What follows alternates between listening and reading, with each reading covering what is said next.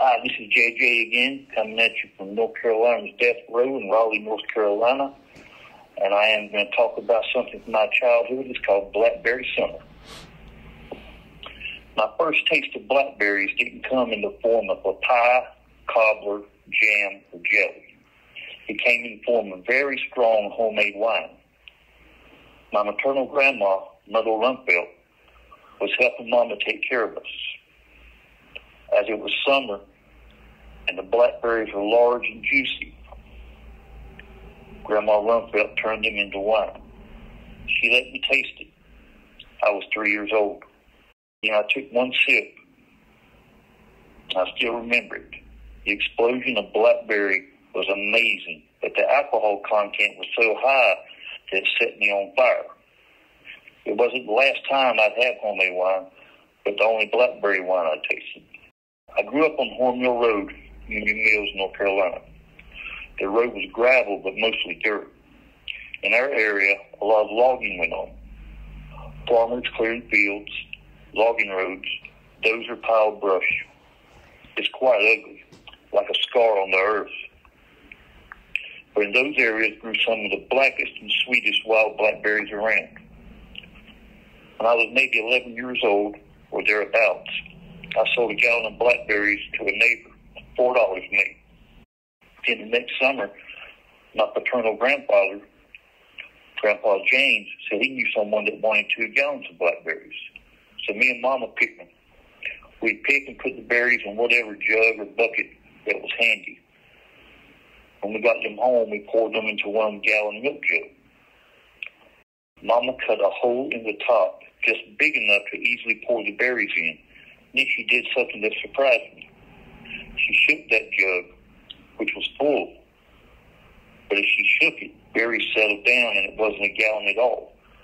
But a few handfuls soon remedied that. Mama was ensuring whoever bought the berries got a full measure. It was a good practice, and actually biblical. Grandpa Jaynes came and got me.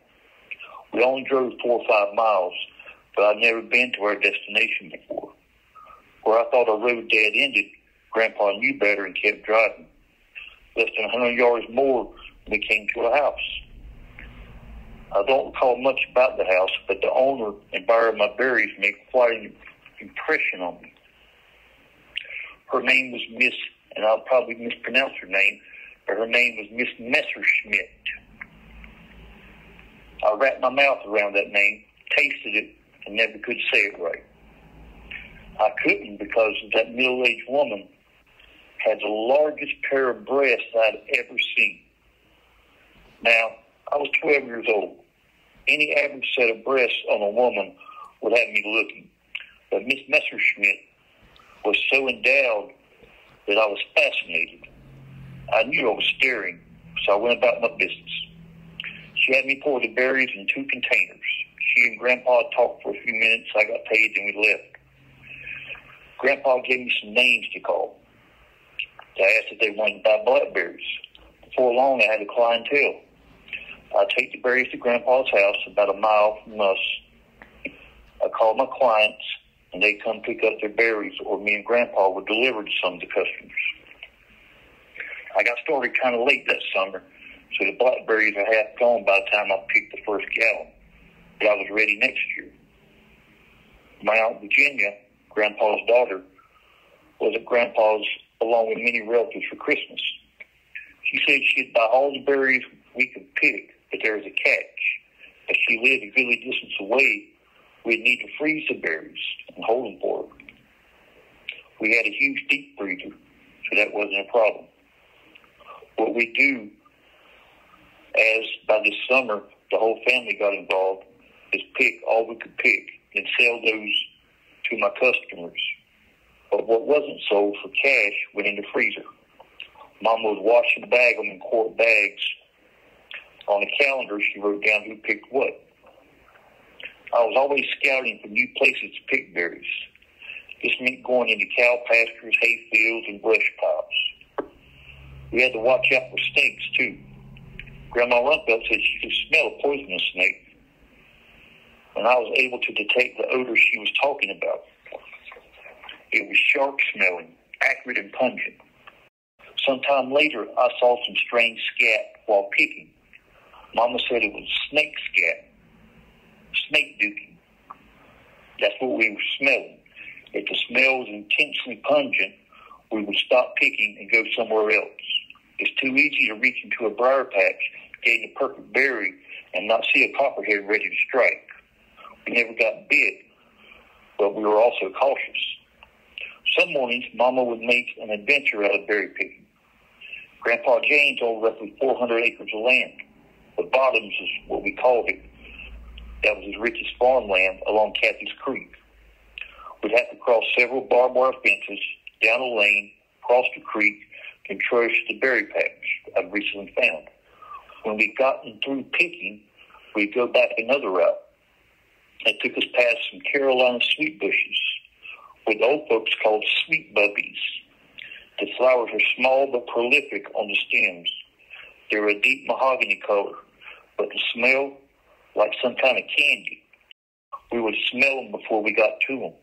The bushes only grew in that one area that I knew of. We'd pick some of them and put them in vases when we got home. On rare occasions, Daddy would pick, but Mama hated the way he picked. Well, we weren't slow. We took our time, not bruising berries and not getting leaves and stems in our picking.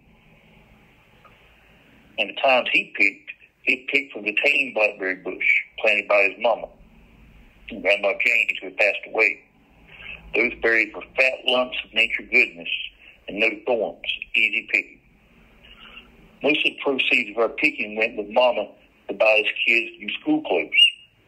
After berries had all been picked, sold and frozen, Blackberry Summer being over, Aunt Virginia would drive down, bringing with her an assortment of ice chests and igloo coolers to pack her berries in.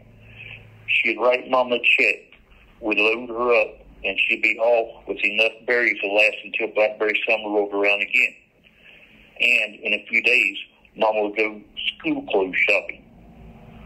We weren't left out as to berries. There was always some in the freezer.